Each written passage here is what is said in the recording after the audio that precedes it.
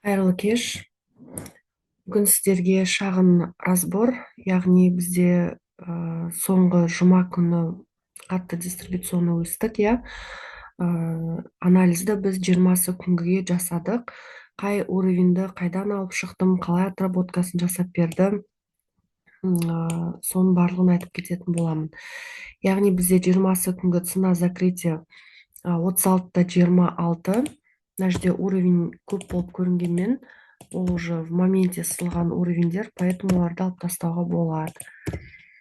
Так, мынаның барлығы в моменте сызылған уровеньдер. Так, жоқ, бұлар тұра берсін. Все.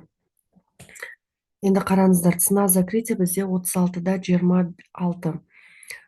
Зеркальный уровень ретінде 38,25.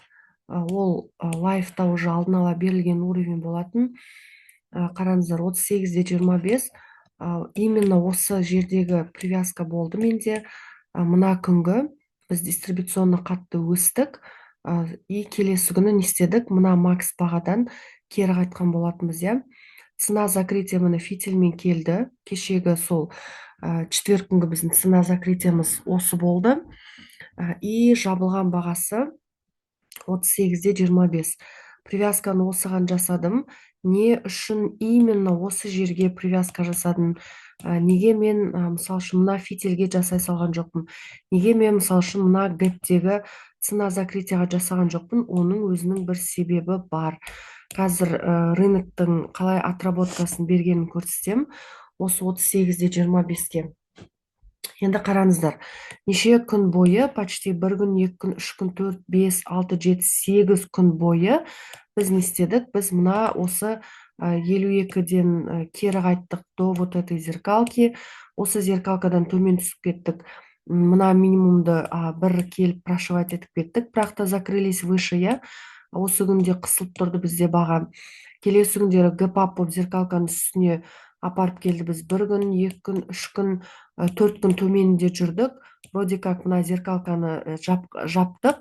И келесі күні тағы да гэп-даун болып, осы минимумға дейін бізді бір әкеп беріп кеткен болатын, иә.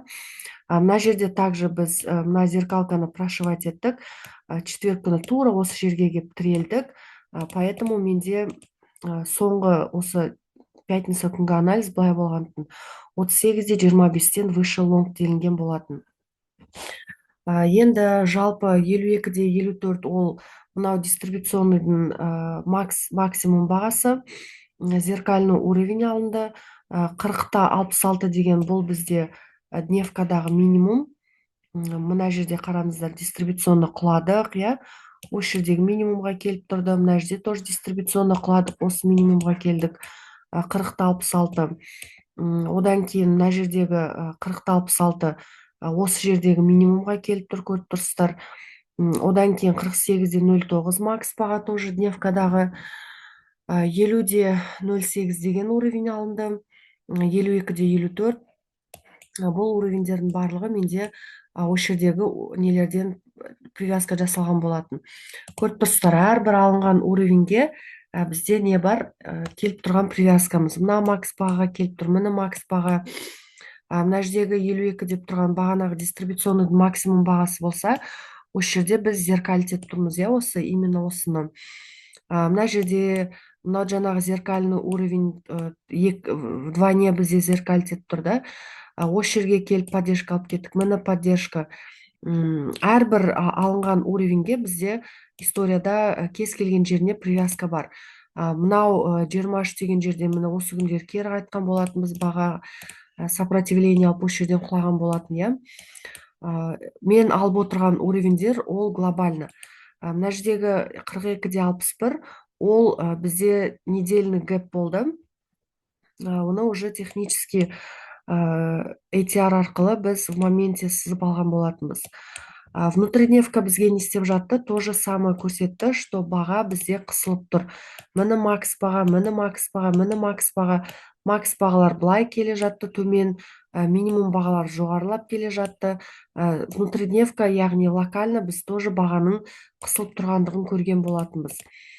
либо ол жұма күні де баға қысылып барып, осы алдағы аптада біз қатты импульспен қозғалады деп күттік, немесе уже бүгін мынау 38,25 зеркальный уровеньді алып кетіп, поддержка алып кетіп, осы жерден выше лонг қарастырған болатынбыз. Енді осы жердегі 4 сағаттық бойынша қарасаңыздар, мынандай баға опять тоже мынандай внутридневкадағы премаркет, алдыңғы күнгі премаркет уақытындағы дистрибуционный құлады, иә. Көріп тұрсыздар, тоже самый цена закрытия зеркальть етіп тұрды. Мынау бағанағы глобально біздегі зеркальный уровень и премаркет уақытында бізге көрсетіп тұрды, иә. Именно осы жерге дейін баға өсіп келген,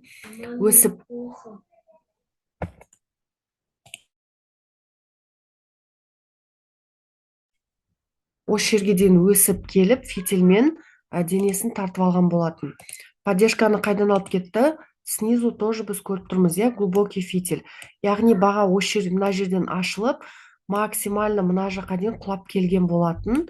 Құлап келді, что баға құлап жатқан уақытта осы минимумды алғысы келген болатын. Мына дистрибуционный баға тұр, бізде көріп тұрсыздар, иә. Енді баға құлап осы жерден минимумды алғысы келді, бірақ та ол не істеді? Мына жерде бағаның өсіп кеп тоқтаған жері цена закрытия бізді мынаны зеркальть етіп тұр дедік, иә. Осы жерден сәл откат беріп, мына 35.00 деген осы жерден пайда болған минимум болатын.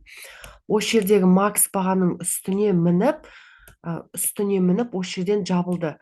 Бірақ та сопротивленияны бағанағы біздің дневкадағы зеркальный уровеньнен алып тұр. Көріп тұрсыздар, иә, қалай 38,25 зеркальный уровень какой-то центтердің өзі қандай разница беретінін. Поэтому привязка жасаған уақытта обязательно ол привязка жасаған свечкамыздың жабылу не ашылу бағасы ол прям идеально фитильмен келіп кетіп, сол жерге сопротивление алатындай алу керек уровеньдерді. Премаркет уақытында ол бізге көрсетіп тұрды. Мені баға қысып тұр. Жоғарда мына зеркалка қысып тұр, төменнен мына минимум қысып тұр дейді, иә. Келесі 4 часовик не істеді? Келесі 4 часовик келді де, мына жердегі минимумды в моменте не істеп жатты? Ол мына жаққа дейін келді. Егер де осы минимумды алып кетсе, онда біз осы уровеньнен ниже шорт деп қарап отырушы едік. Бірақ та в моменте ол не істеді? Фитиль тастап, денесін тартып алды да, рынок ашылғанда тура осы минимумның жанынан ашылды. Сәл ғана құлап берді. Жаңағы мынау 34,11 деген жарты сағаттықтағы минимум, по-моему, қателеспесем, қазір онда көрсетем. Маркет ашыла сала бірден келді де цена закрытияны, мынау жаңағы күткен зеркальный уровеньді келді де дистрибуционно қатты 1 минуттық таймфреймнің өзімен қатты импульспен келіп өсіріп алып келген болатын. 1 сағаттық таймфрейм тоже самый бізге көрсетіп жатты. Бағаның қысылып тұрғандығын тоже самый қараңыздар. Алдыңғы күні премаркет уақытында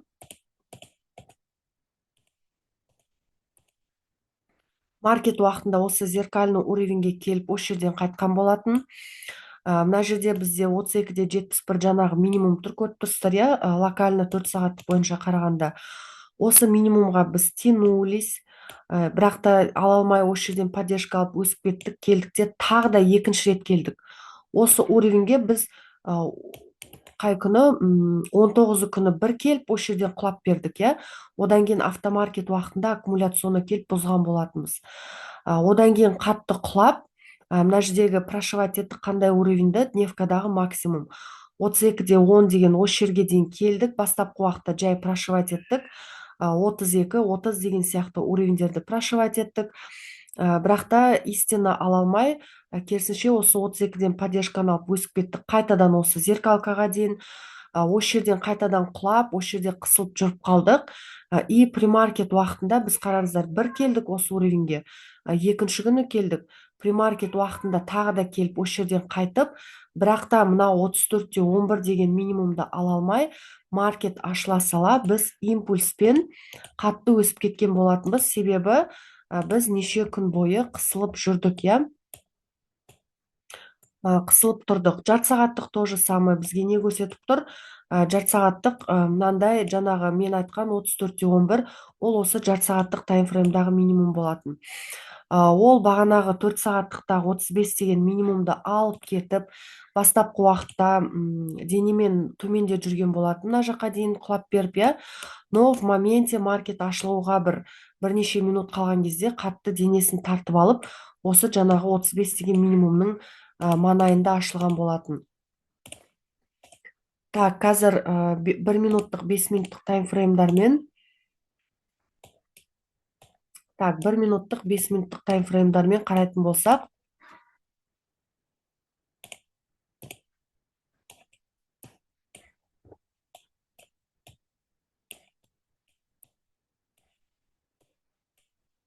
қараңыздар. 1 минуттық таймфрейм келді, көріп тұрсыздар, 35 деген минимумның астынан ашылды. Астынан ашылды. Жаңағы мынау жарты сағаттықтағы минимум, көріп тұрсыздар, в моменте баға келіп, осы жерге дейін жаңа прошивать етті да, бірақ та поддержка алып өсіп кетті. То же самое подтвердили уровень.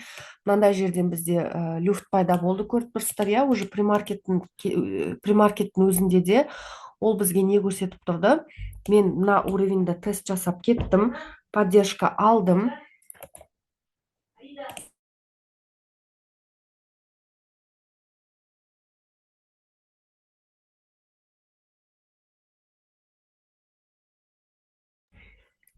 Енді маркет ашыла сала, даже 1 минуттық таймфреймнің өзімен де қарасаңыздар, жаңағы минимумнан поддержка алып, біз қатты импульспен цена закрытияны алып кеттік, и тура келдік те жаңағы зеркальный уровень, 38,25 осы жерге келдік.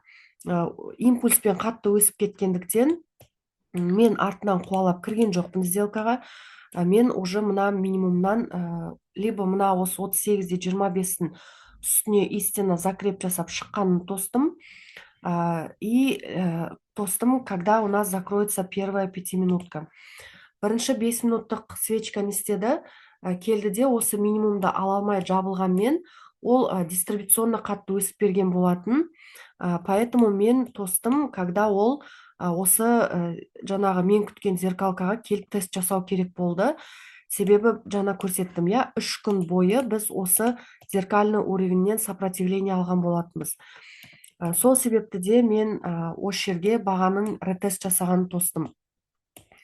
Ол келді, жаңағы біздегі дневкадағы минимумдың үстіне закреп жасағанмен, келесі свечка жоғарысынан ашылып, осы минимумды төменнен 2 рет тест жасап, келіп, осы уровеньге идеально тест жасап жатқан моментте, осы жерден уже сделкамды ашқан болатынмын.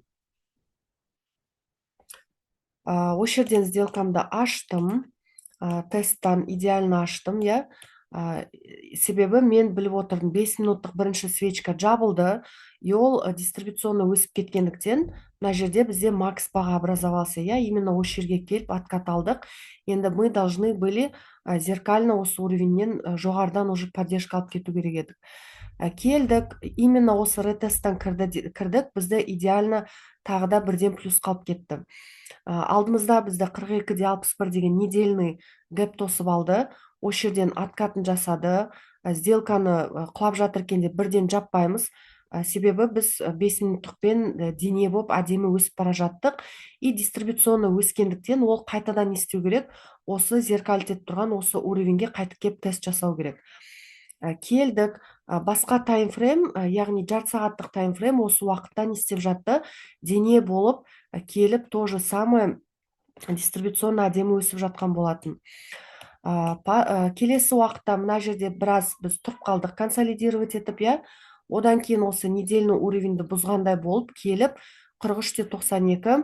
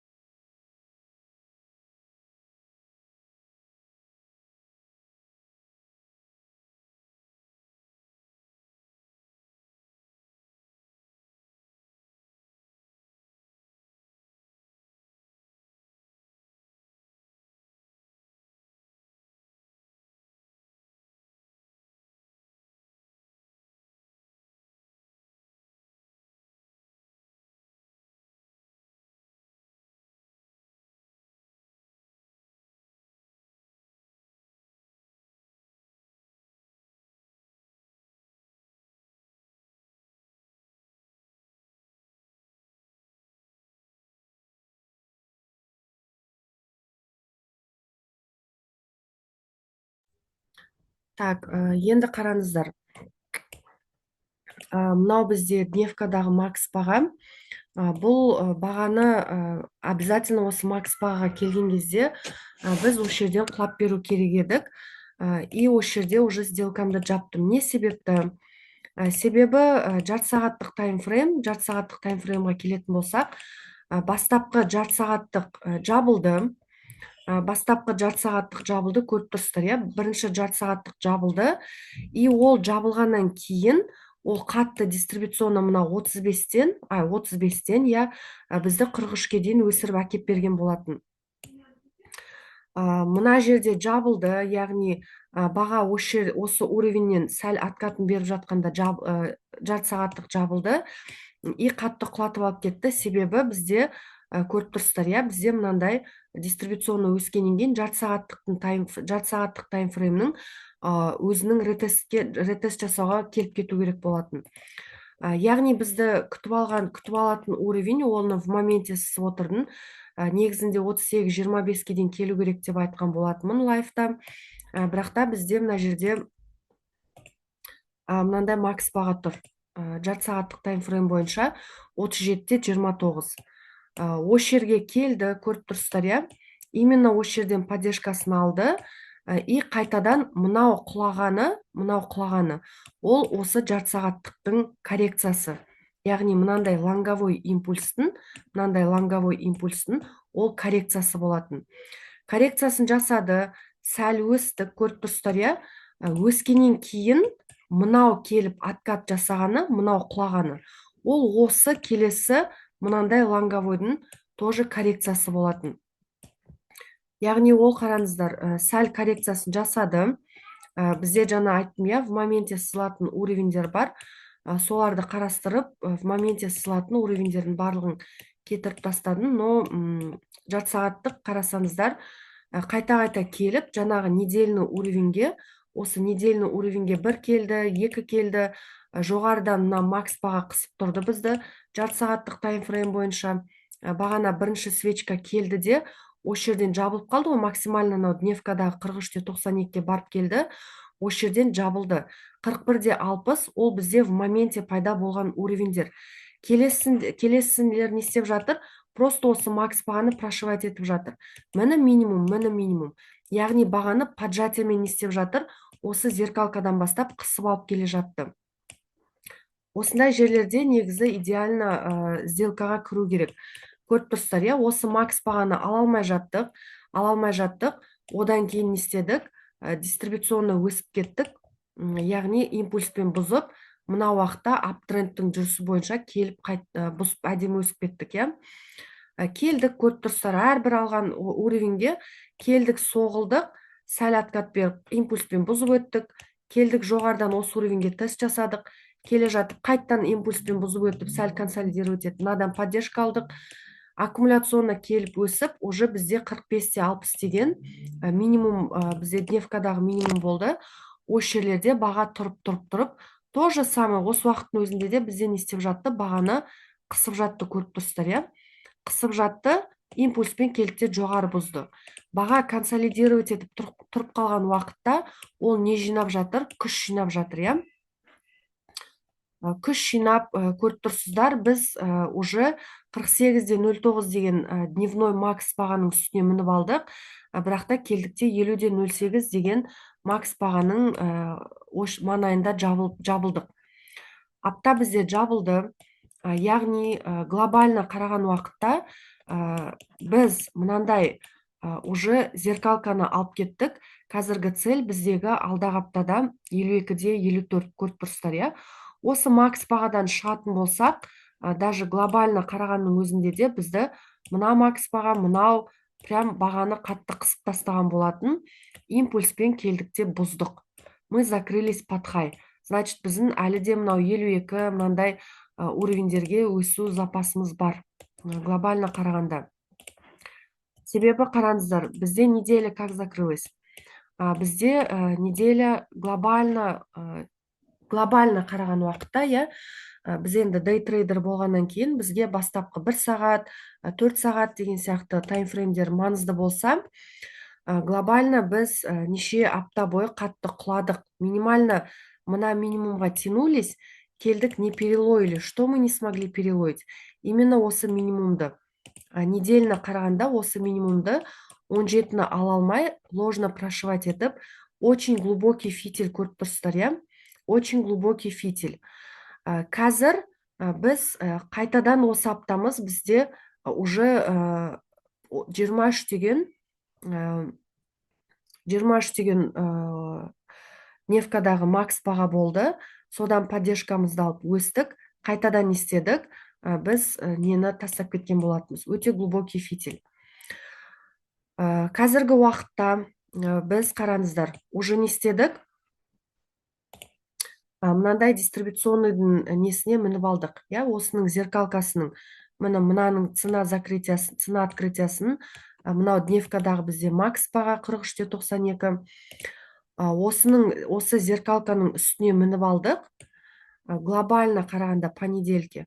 Қазір бізді препятствие тосып тұрған мына минимум. Тура осы жерден жабылып, гпап боп өссек, әр қарайда бізді недельный осы жердегі маңызды мынандай жаңағы 52-54 деген гэп даун болған гэповый свечканың цена открытиясы болып тұр екен, иә?